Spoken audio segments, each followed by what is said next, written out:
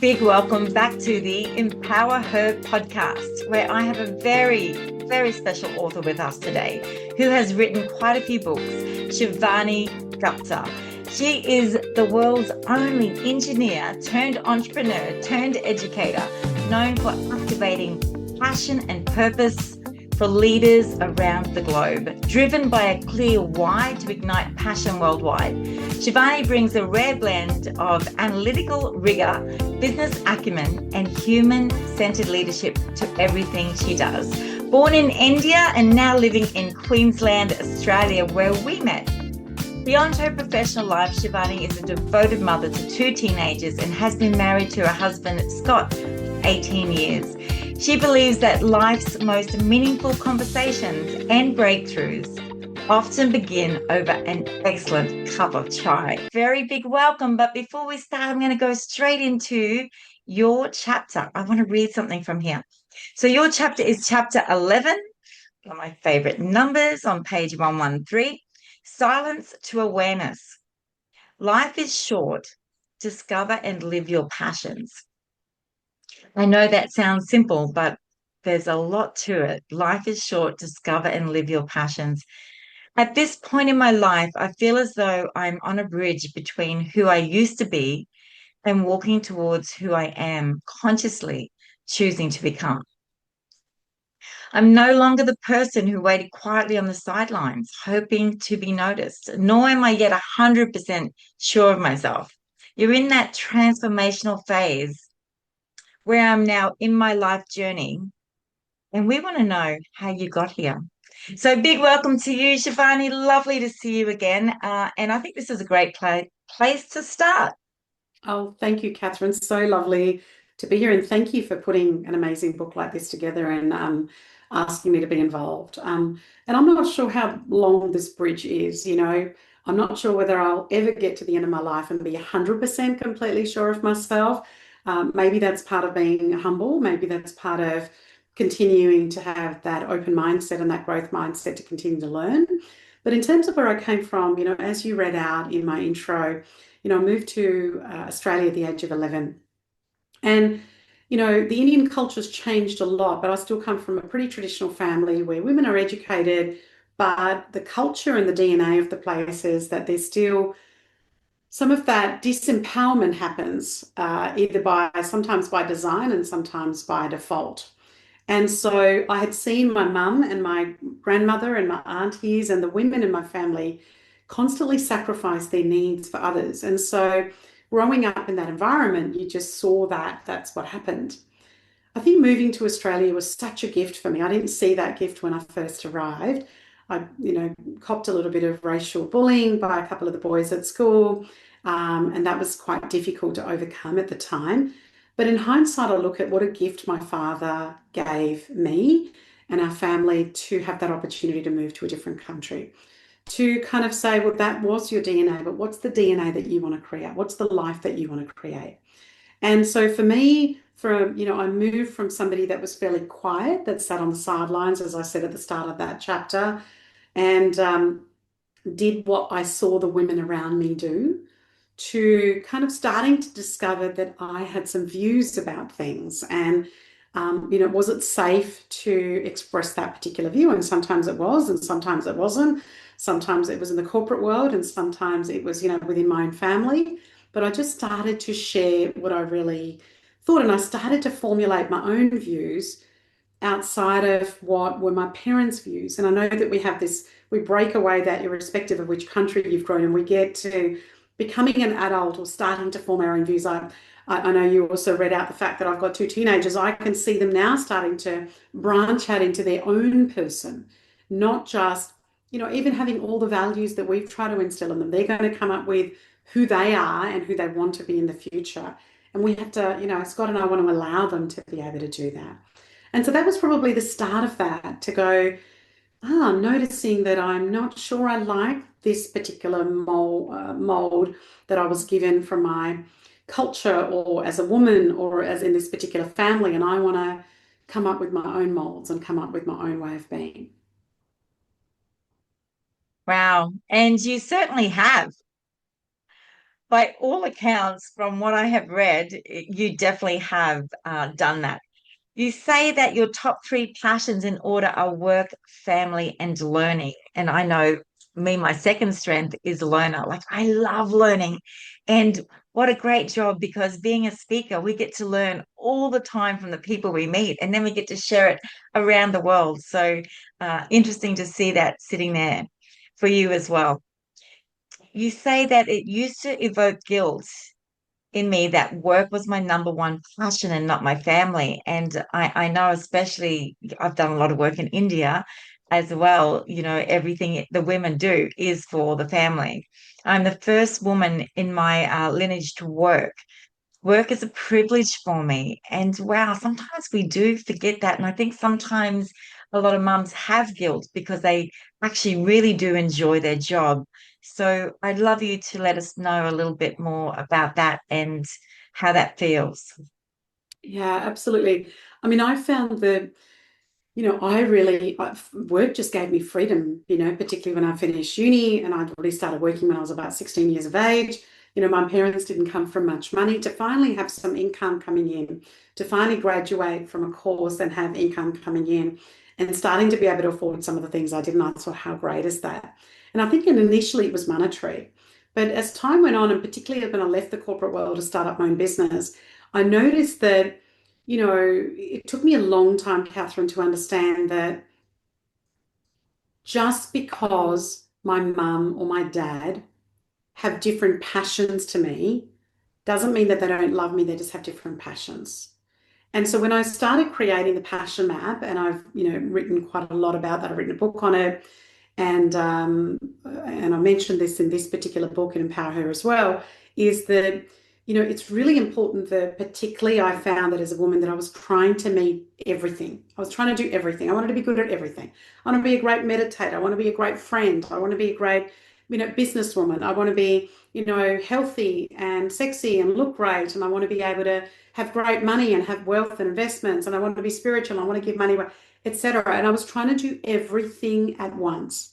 And so when I created the passion map, I started to talk about the fact that if you consciously choose the three things and learn to go deeper with those rather than trying to do everything at a 5 or a 6 out of 10, what we can then do is create mastery in our life. And rather than say, I'm just going to be good at everything, you can't. And so how do I consciously choose the three things that I want to consciously choose? And my top three passions haven't changed in a long time, irrespective of getting married, irrespective of having children. So the guilt that started to evoke wasn't from me, it was from other people going, what do you mean? Do you love your work more than your children? Which is a very loaded question. Do I love my work more than my children? Not in the sense that if my children needed me, and I think I shared with you, my son's a little bit unwell at the moment. I want to be there. If my kids need me and they're sick, or they're not doing very well, or they've got some mental health challenge, I want to be there for them. Would I take a bullet for them? Absolutely.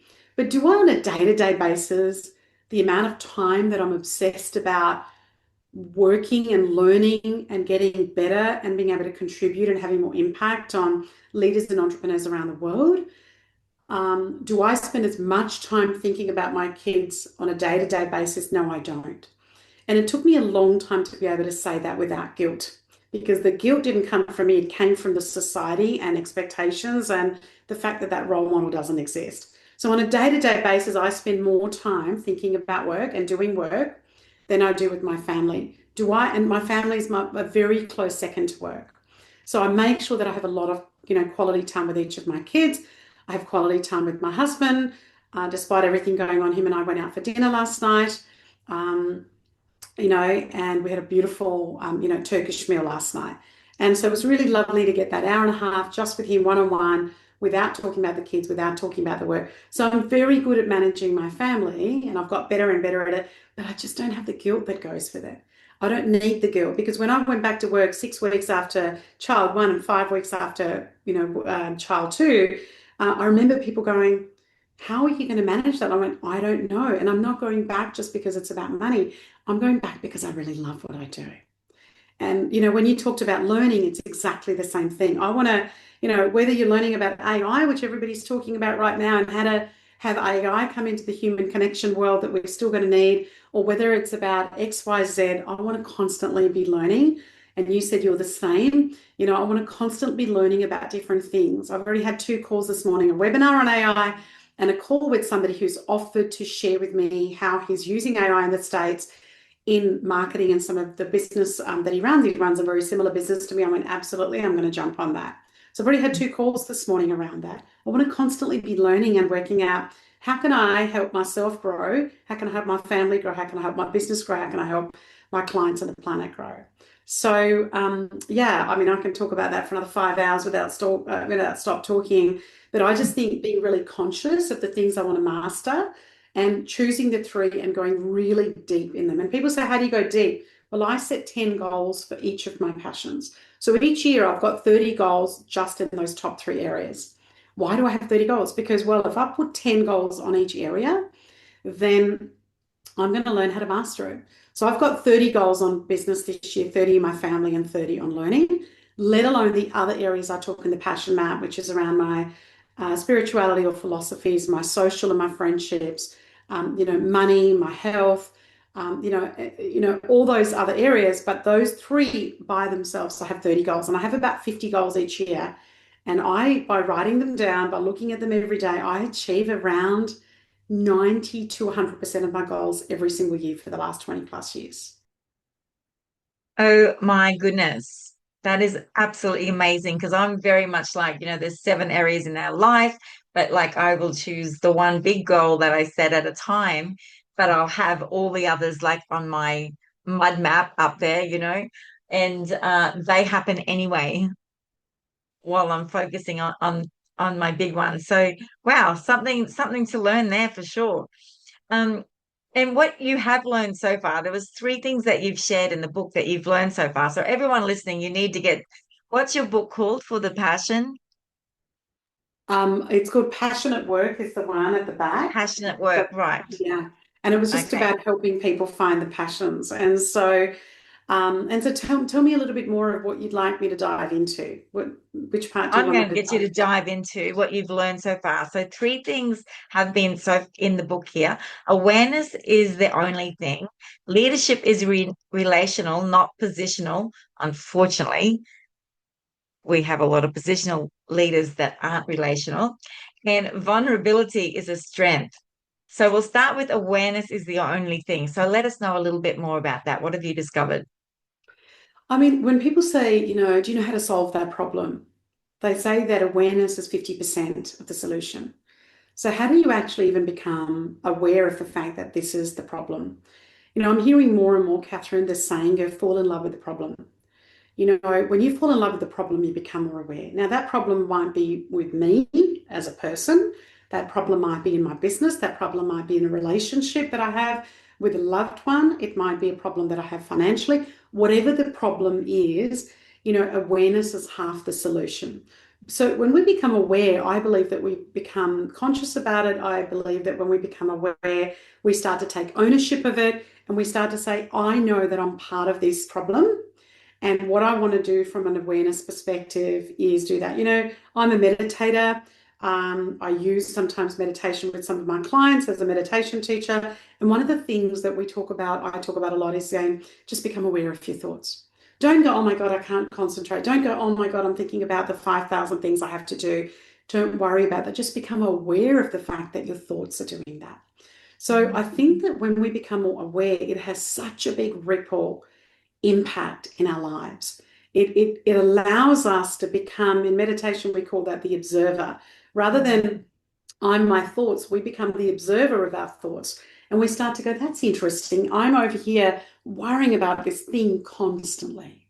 So when I talk about awareness, I don't just talk about it consciously and spiritually. I also talk about it from a business perspective. I talk about the fact that awareness is usually the start of going, what is happening? For example, if you've got very high turnover in your business, are you actually even aware of that? Yeah, we've got a high turnover. No, that's not awareness. Awareness is going, okay, what's the turnover? Well, actually, we've had 37% turnover last year. Okay, that's interesting. Where are we seeing the turnover? Let's become aware of where that, you know what? We've got 6 departments. Most of that turnover is in these 2 departments. Let's become aware of that. All right, now let's become aware of why. And so when we use the word awareness rather than problem, Yeah. solve, we're actually we're wanting to understand it at a higher level. Some people might call it strategic thinking. I call it awareness. We want to come out of the problem and do that. One of the teachers I follow is Dr. Joe Dispenza, and he talks about you cannot solve the problem from the same position that you created the problem. You actually have to shift to a different place because otherwise we'll keep coming up with the same solution as we speak about. And so I love the way he explains that. So that's what I mean by awareness. Yeah, I love that. And I've got a book, The Conscious Leader. And so for me, it is becoming really present, but bringing that awareness in.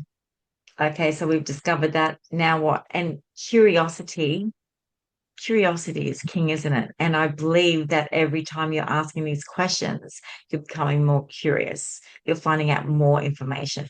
So I love that. Awareness is half the solution. How fantastic. Thank you. Thank you. So I'll be quoting you on that. Leadership is relational, not positional.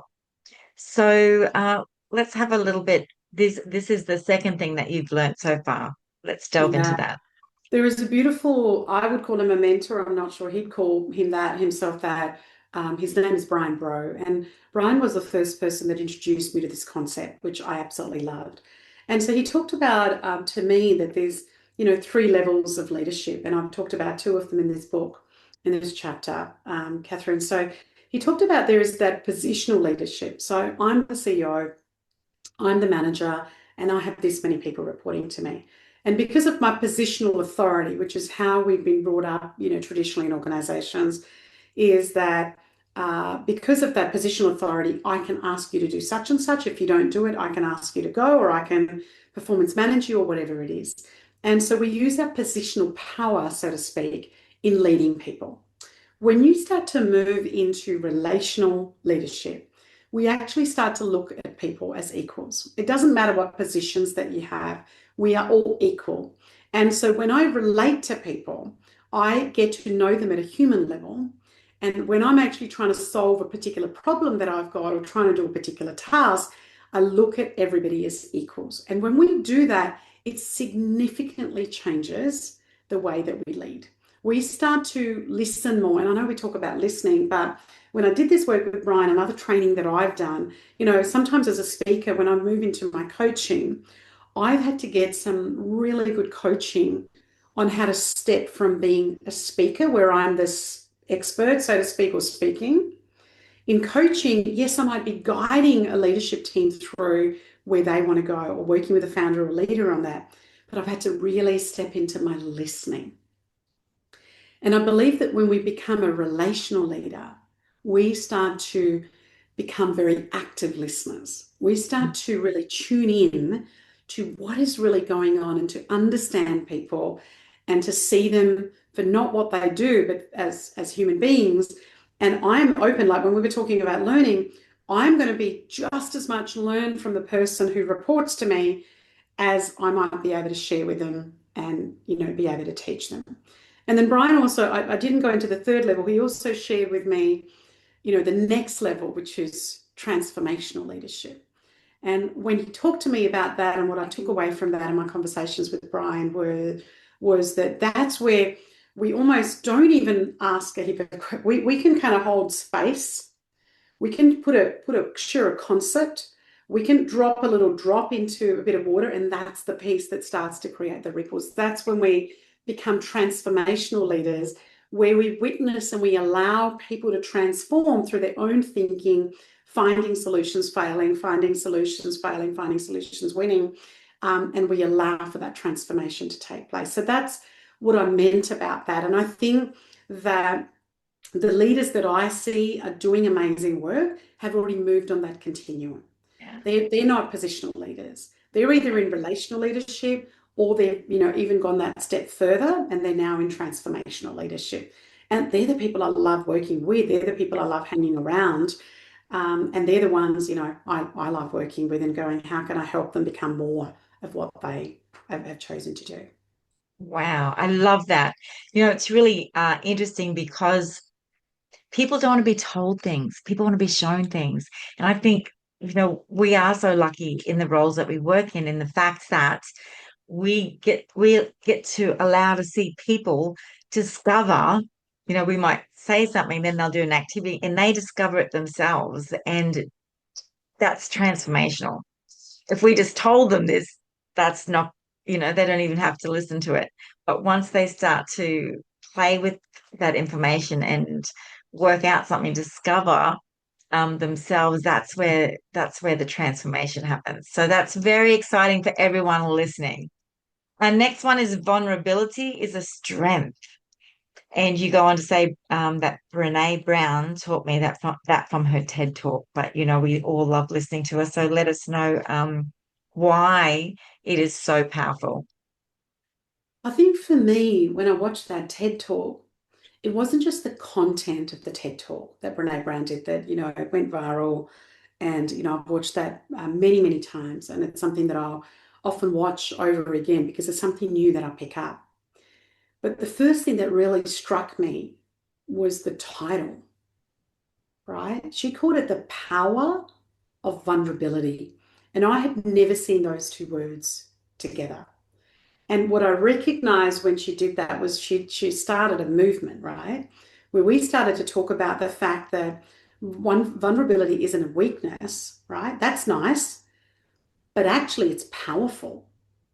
So when we show people the human side of what's happening for us, people relate to us even more and more and more.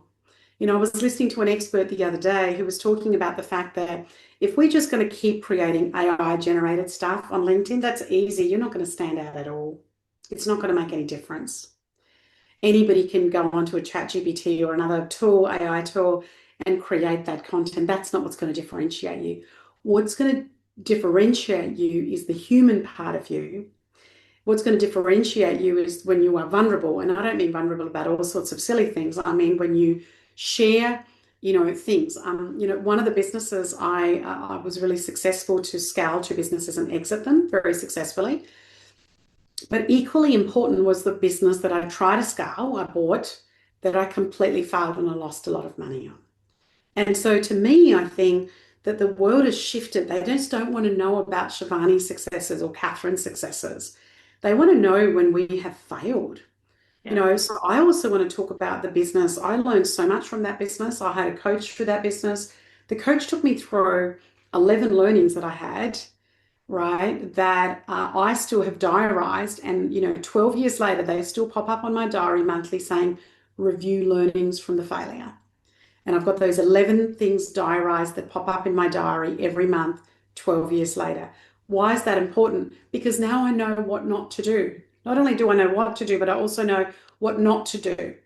There was so many things that I missed in that particular part of the business that I fell into that thinking, well, I've already got two other successful businesses. How hard can it be? And that was not a great mindset. That was not an open mindset. And I made a heap of mistakes in that. So I think when I speak about vulnerability, it's about, not only just letting people see parts of ourselves that we haven't shared with others, it's also about sometimes I haven't even recognized that that's an issue for me. So in my own development, I also want to be constantly tapping into my vulnerability and going, what's going on here? What's that really about? I attended a particular webinar with it was only 8 of us on this webinar, Catherine. It's about a month ago. And some of these people were way ahead than me around AI. So I was just there to listen to a webinar and look at if I could learn something and apply it into my business and my life. What I didn't realize is that everybody was going to go around and then they were going to share at this particular webinar. So where are you up to and what are the tools you're using? And people had the list of all these tools. Half of them I'd never heard of, right? I was aware of some of the more common ones. And then it came to my turn and I said, look, I feel like a bit of a novice here. You all sound like you are way ahead in this race than I am. What I do know is that I'm feeling a bit overwhelmed with the number of AI tools coming my way. I've heard numbers as much as there are up to 500 new tools that are coming our way each week. How am I supposed to keep up with that of somebody that's running a business and is a mum to 2 teenagers and, blah, blah, blah. And so I'm actually feeling a bit overwhelmed by that, but I've written some of those down and I've written some of the common ones down and there. And I was just super honest about it. And I got such beautiful feedback from people that honestly were way ahead of the game around AI tool implementation in their business. And I said, but one of the things I've learned is I'm only going to implement the most common ones. So there were two more that a lot of people had mentioned in that group. And so I was really vulnerable. I was really open about the fact that I didn't know and I was way behind, and I acknowledged them and I thanked them for sharing their learnings. And they talked about the fact that that was really great. And one of them said in the chat, you know what's funny, what I loved about it is that I too have been finding it difficult to keep up. But you sharing that, I think I'm going to limit the ones that I'm going to look at over the next month. I think I'm going to go fewer and deeper rather than wider and shallower. And so, I mean, I had no idea, Catherine, that by me sharing that, because that was going to help anybody. I was just really vulnerable about it. So I noticed that when people are vulnerable with me, I'd learn something from them. I find that when I'm vulnerable, hopefully somebody else will learn, from that. So the reason I talk about vulnerability is a strength is, it did really come from a Brene Brown. But the more I tap into sharing with people some of my flaws, some of the things I don't do well, some of the things that I constantly fail at, some of the things I'm really behind at, I think people can see a piece of themselves in that, and I think sometimes our social media is so skewed towards the thing we do really well. How often do we see people sharing on social media what they don't do well? People are like, why are you sharing that? We're not interested. Actually, I'm interested because you're sharing something that you're not very good at. You're sharing something that you're trying really hard, whether it's losing weight or making more money or whatever it is that you're trying to do. I really appreciate the fact that you are being vulnerable and sharing some of that. So that's why I think we've got to keep diving into not just something that Brene Brown sort of brought to my attention, but each day or each week, well, what can I tap into myself to learn something about me? But how can I share that might help somebody else? And I love that because you got to read the book to find out the leader that led you well. But I'm going to jump into when I led poorly and what I learned because it's very interesting. I would have had the same situation. So our teams learned what not to do from us, and I think that's really important. But sometimes we will have leaders that we're watching and we're going, I will never do that. You know, I won't do that to someone. And so a lot of the times I feel that what we learn from a bad leader is just as important as what we learn from a good leader. And this time, though, you're writing about yourself. So your business was going vertical. You were employing people at the time. And this happened to me as well. So your team was in the hiring process and you started to notice the energy shifting. The managers started to become less engaged with you, sharing little and only doing what was required. They stopped offering their thoughts and interviews were short and quick. So you asked one of your trusted people for their feedback, and she said, we know you are the boss, Shivani. We noticed the word boss, not leader. You're very capable, but sometimes it feels like you don't trust us to contribute our own ideas. And so, you're sort of thinking, well, that person's okay, but but she knew that the person wasn't going to be the cultural fit. Yes, they had the intelligence. Yes, they had the know-how, but culturally coming into the team, and this is where we made mistakes because we were growing fast and we took on people that didn't fit the culture. And you can teach nearly everything except attitude, right? So it's a big lesson because we know this is where the turnover is. This is where you lose money um, in a business, right? It takes you 3 months to start to find out that person's not right. And then by 6 months, you've spent a lot of money. You've taken time out of your team in training, and now you've got to put someone else on. So from that experience, you said you learned to walk the talk. If you want to empower others, do it. Just don't talk about it. Let them do it. Give direction is not the same as creating ownership. I love that. And listening is the best way to empowering others. Now, I know that we're coming sort of closer to our time, but I wanted to share that with you and with our audience today, because this happens to all of us. And I think sometimes when we're more under pressure, we're likely not to show the behaviors that we would when everything is great. However, that's your domino effect. That not when everything is great, but when things are tough, when things are busy, when things are hectic, everything dominoes from us then. And Shivani, how did you turn that around? Yeah, it's a great question, Catherine. And we were talking about positional authority before, and I think I shared earlier that I've scaled two businesses. So one went from kind of 0 to 70 staff and over $5 million in revenue, and I had a very successful exit with that, and also some co-working spaces. So that was in wellness and co-working spaces. And one of the things I noticed is that I was running the business the same way I did when I started out with one employee.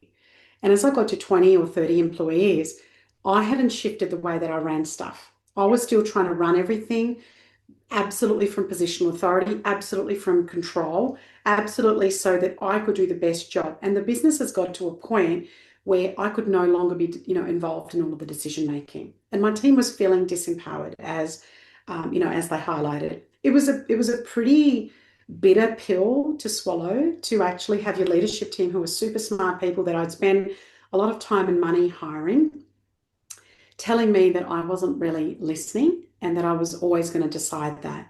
So, to be honest with you, I didn't go, yes, you're right.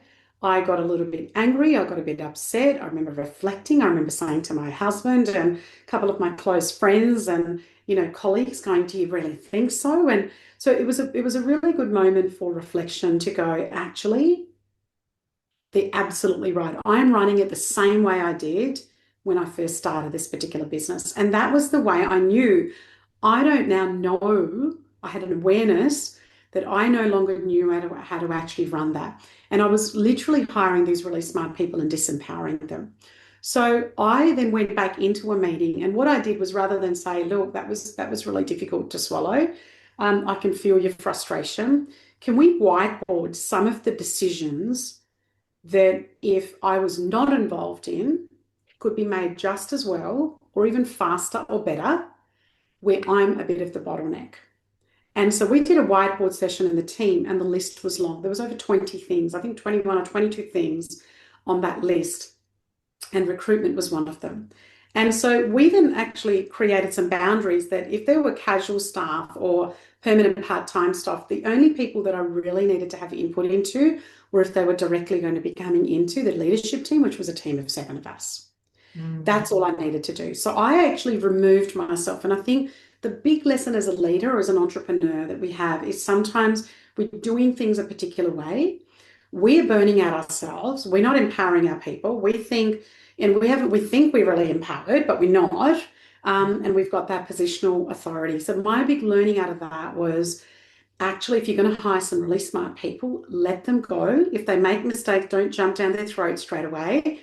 Teach them, share with them, talk about it openly, keep empowering them, because that started to create freedom for me. In fact, it created freedom for me to the point, Catherine, where I actually ended up moving states, and my business grew by me not physically being there. I mean, that you can see that as a slap on your face, or you can see that as a, "Oh my God, now I'm no longer physically there. How do I?" And I doubled my business. I 2x'd my business just by moving away, which was a personal choice that we made as a family, to still continue to run that business. I learned so many things, because I then all of a sudden became less operational, more strategic. I started to work more, as we call, on the business rather than be in the business, because I was no longer even physically there in terms of being able to do that. So some really amazing lessons and opportunities came out for me to grow as a leader, as an entrepreneur, as a leader, and to be able to go as a human, to be able to go, kind of what you say you're not doing. And why don't you listen to your team and step back out? And I learned a lot from that conversation. And I remember, it took me a week or so after we'd had the breakdown meeting on the whiteboard as well, to go back to that particular manager and go, "Look, I just want to admire your courage, because that's not a very easy thing to say to me as the founder of that business." And the fact that you had the courage to say that and do that, and she ended up staying with me for many years after that conversation, and became almost like a 2IC in the business. So yeah, lots of great learnings. Wow. And that is where the growth is when we're working on the business, not in the business. So, this would have been great learnings for you, which is what you love. No wonder it grew. All right. Yeah, So yeah. where you've actually got your three best leadership and empowerment tips. But they're in the book. So I'm going to let everyone else get the book and read the chapter and find out what they are. Just going to fix this bit of hair that's sticking out up. All right. But before we end, we've got the dice throw. So are you ready? And what number would you like? I would love the number 5. Oh, close. Okay. It started with an F. So you've got 4. 5 was the line in the sand, but this is 4, the joy question. What's one simple thing that instantly brings you back to yourself? The thing that instantly brings me back to myself around joy is to spend one-on-one time with my loved ones. My language of love is quality time. And so I know that when I have a coffee with somebody one-on-one, even though I can go and speak to 500 people or 2,000 people or run a workshop with 50 people, getting to know people at a deep level, including my husband, including my kids, including my parents, including my close girlfriends, that's what I value the most. And I find that fills my cup. I find that brings me a lot of joy. Yeah. My love language is time too, so I'm looking forward to May. So let us know, is there anything else that you would like to share before we wrap up around empowerment? Yeah, I think for people that are leaders in the business or are running their own business, I think the key thing is to keep going back and asking the question, why did I start this business? Or Yeah. why did I choose to become a leader? And am I getting those things that I started and was my intention now? And when I've asked myself that question, Catherine, often I've ended up going, no, I've completely deviated from that and let me bring back in. So keep going back to asking why you did it. Are you still in alignment? What do you need to get back in alignment? That part always helps me stay empowered because I'm on my path. And I don't have the role models as we started this conversation to say, Shivani, this is how you do this piece. So I've had to kind of come up with my own trial and error. And as long as you're moving in the right direction, you're going to have some failures and you've got to just keep generally moving in the right direction. So that's probably something I'll probably leave the people listening to this podcast or watching this podcast with. I love that. Thank you so much for joining us here today.